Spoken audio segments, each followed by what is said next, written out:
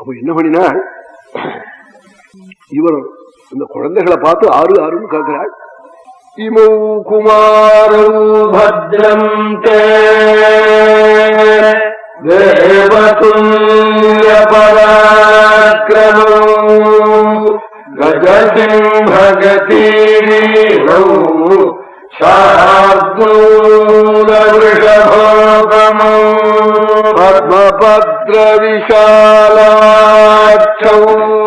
खड्गतूर्धनुद्धरौ अश्विनाविव रूपेण समुपस्थितयौवनौ यदिच्छयैव प्राप्तौ देवलोकादिवामरौ कथं पद्भ्यामिह प्राप्तौ கிமர்த்தம் கஸ்யவாமுனே. குழந்தைகள் ஆறு ஆறுங்கிறாள். சந்திரசூரியாள் மாதிரி இருக்கே. கஜம் சிம்மம் இதனுடைய கதி போல இருக்கே.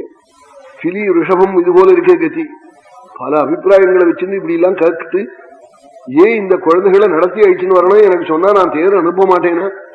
கதம் பத்யாமிக பிராப்தம் கிமர்த்தம் கஸ்யவாமுனே. இந்த குழந்தைகளுக்கு தேர் அனுப்ப இல்லாம இப்ப என்ன கஷ்டம் வந்துடுத்து தேசத்துல.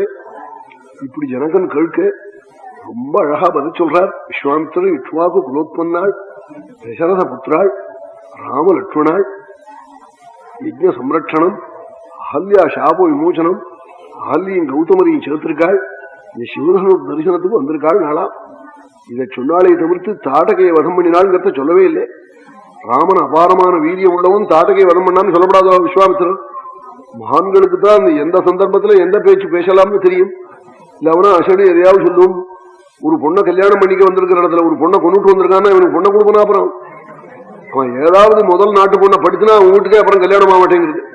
அப்புறம் இருக்கிற பயமுழுக்க ஒரே இடியா பீஷ்மர் மாதிரி பிரம்மச்சாரி தான். ஆமா, அந்த நாட்டு பொண்ணை படிச்சுனான்னு யாராவது 4 பேர் சொல்லிவிட்டா போறோம்னு எங்களை போலத்தவா அடையப்பா நாட்டு பொண்ணை ஹிம்சம் பண்ணான்னு தான் அவன் வீட்டுல இனிமே பொண்ணே கொடுக்காதேன்னு அப்புறம் ஊத்துரும். அப்படி இருக்கிறவங்க தாட்டுக்கையை வதம் பண்ணிட்டு வந்திருக்காருன்னு சொன்னா சீதையை கொடுக்குறா ராமனுக்கு. அந்த கதையை சொல்லலேன்னு ராமாயணத்தை வாசி பார்த்தா தெரியும்.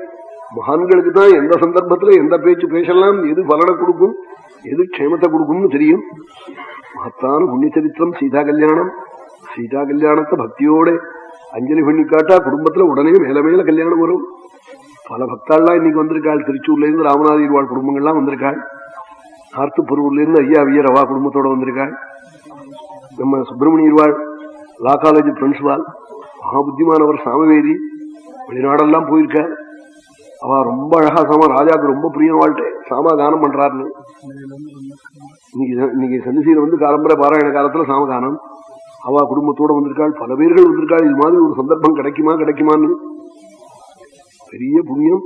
யாரு இப்படி ரத்னவீர்வாளை போல இன்னொருத்தர் நடத்த முடியுமா? அவ பிராதா கிருஷ்ணமூர்த்தி, ஆனந்தா பிச்சேஷ லட்சுமணியர், அவள்லாம் தர்மத்தையே நம்பின குடும்பம். அவர்களெல்லாம் அவர்களை பத்தி எல்லாம் சொல்வதானா அவர்களை பத்தி தான் சொல்லணும். சுத்தமான மனசு, தெய்வம், பெரியவாள், எல்லாத்தையும் ஏகரூபேன்னு நினைப்பாள். அவன் ஆச்சாரியாளுக்கெல்லாம் எத்தனை செய்கிறாள், மனப்பூர்வமா செய்கிறாள். ஒரு ஆடம்பரத்துக்கோ கீர்த்தி வரணும்னோ பேப்பர்ல போடணும்னோ அப்படி செய்யல. நாம் செய்ய வேண்டிய கடமை செஞ்சாகணும், இதுதான் க்ஷேமம்னு அப்படி நம்பி செய்யறேன். பல பக்தாள்லாம் இங்க வந்திருக்காள். பெரிய சந்தர்ப்பம். இந்த சந்தர்ப்பத்துல எல்லாரும் இந்த நவாகத்துல வந்து கலந்துண்டு ரத்னமயிர்வாளுடைய தர்மத்துல எல்லாரும் கலந்துக்கணும். அவ வந்து யாரு கலந்துனாலும் கலந்துக்கா போனாலும் 20,000 ரூபாய் செலவிக்கிறதா தீர்மானம் பண்ணிவிட்டாள். ஒரு நாளைக்கு 1,800 ரூபாய் செலவுங்கிறாள். இப்ப 2,000 ரூபாய் ஆயிடும் போல் இருக்கு வாழ்க்கை பார்த்தா.